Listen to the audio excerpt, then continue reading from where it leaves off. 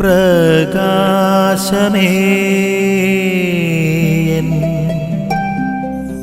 മിഴി തുറക്കുക വേഗം. ഈശോയിലേറെ പ്രിയപ്പെട്ടവർ, ഇന്ന് ദൈവവചന ഭാഗത്ത് ദൈവം തെരഞ്ഞെടുത്ത ദാസനെ കുറിച്ച് യെശയ്യാ ദീർഘദർശി ഇവിടെ വളരെ വ്യക്തമായി ഓർമ്മിപ്പിക്കുന്ന ചില ഭാഗം ഇവിടെ അവതരിപ്പിക്കുന്നുണ്ട്.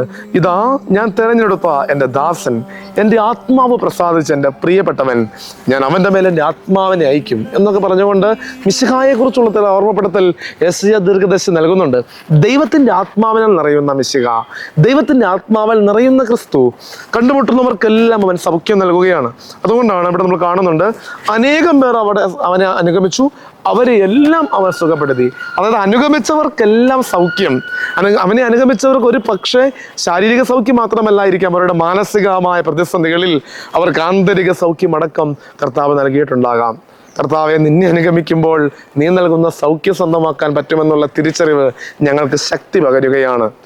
കർത്താവ് ഈ കാര്യങ്ങളെല്ലാം ചെയ്യുമ്പോൾ പിതാവ് ഏൽപ്പിച്ച ഈ ദൈവരാജ്യത്തിൻ്റെ സുവിശേഷം അനേകർക്ക് സൗഖ്യത്തിലൂടെ പ്രഘോഷിക്കുമ്പോൾ ഈശോ പറയുന്നുണ്ട്, ഇതൊന്നും ആരോടും പരസ്യപ്പെടുത്തരുതെന്ന്.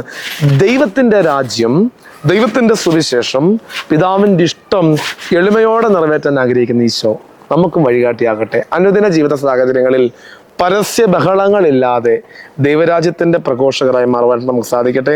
അപ്പോൾ ദൈവപിതാവ് നമ്മെ നോക്കി പറയും, എൻ്റെ ആത്മാവ് പ്രസാദിച്ച എൻ്റെ പ്രിയപ്പെട്ടവൻ, എൻ്റെ പ്രിയപ്പെട്ടവളെന്ന്. അത്തരത്തിൽ പറയപ്പെടുന്നവരായി തീരുവാനുള്ള കൃപയ്ക്ക് വേണ്ടി നമുക്ക് പ്രാർത്ഥിക്കാം. ആമേൻ. നിൻ വഴിയേ നടക്ക